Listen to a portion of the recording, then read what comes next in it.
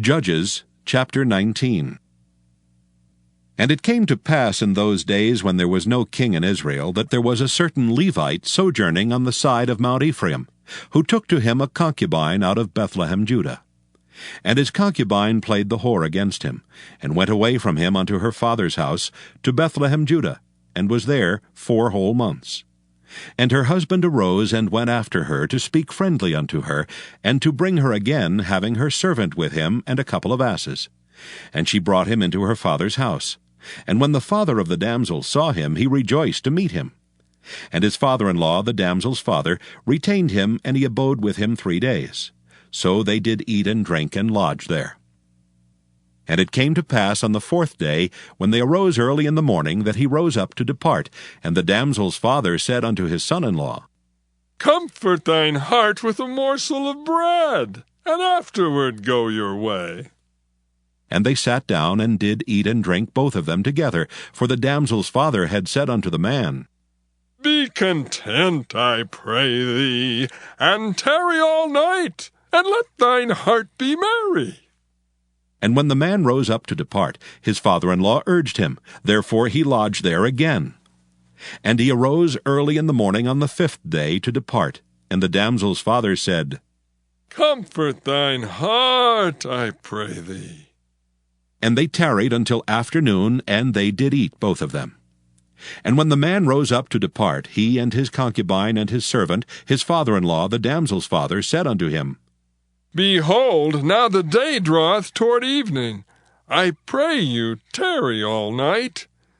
Behold, the day groweth to an end. Lodge here, that thine heart may be merry. And tomorrow get you early on your way, that thou mayest go home. But the man would not tarry that night, but he rose up and departed, and came over against Jebus, which is Jerusalem. And there were with him 2 asses saddled. His concubine also was with him. And when they were by Jebus, the day was far spent. And the servant said unto his master, Come, I pray thee, and let us turn into this city of the Jebusites, and lodge in it. And his master said unto him, We will not turn aside hither into the city of a stranger that is not of the children of Israel. We will pass over to Gibeah.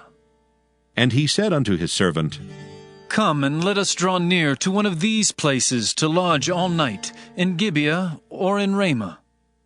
And they passed on and went their way. And the sun went down upon them when they were by Gibeah, which belongeth to Benjamin.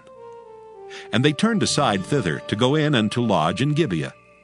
And when he went in, he sat him down in a street of the city, for there was no man that took them into his house to lodging.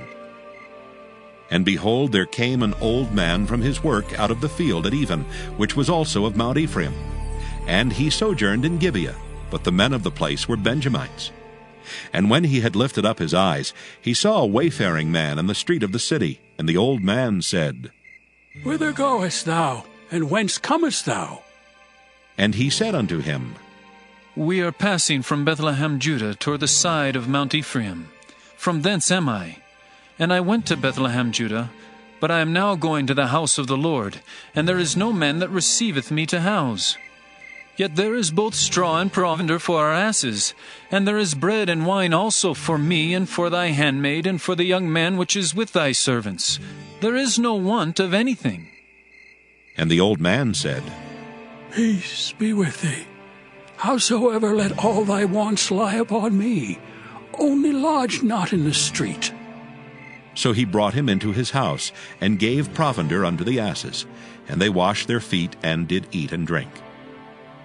Now as they were making their hearts merry, behold, the men of the city, certain sons of Belial, beset the house round about, and beat at the door, and spake to the master of the house, the old man, saying, Bring forth the man that came into thine house, that we may know him.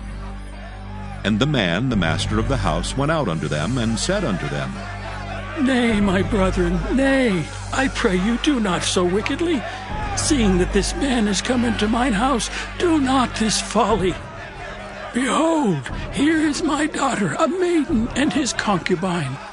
Them I will bring out now, and humble ye them, and do with them what seemeth good unto you. But unto this man do not so vile a thing. But the men would not hearken to him. So the man took his concubine and brought her forth unto them. And they knew her and abused her all the night until morning.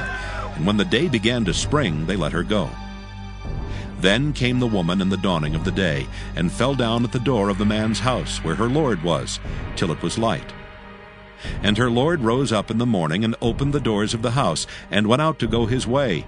And behold, the woman his concubine was fallen down at the door of the house, and her hands were upon the threshold. And he said unto her, Up, and let us be going. But none answered. Then the man took her upon an ass, and the man rose up and gat him unto his place. And when he was come into his house, he took a knife and laid hold on his concubine, and divided her, together with her bones, into 12 pieces, and sent her into all the coasts of Israel. And it was so that all that saw it said, There was no such deed done nor seen from the day that the children of Israel came up out of the land of Egypt unto this day. Consider of it, take advice, and speak your minds.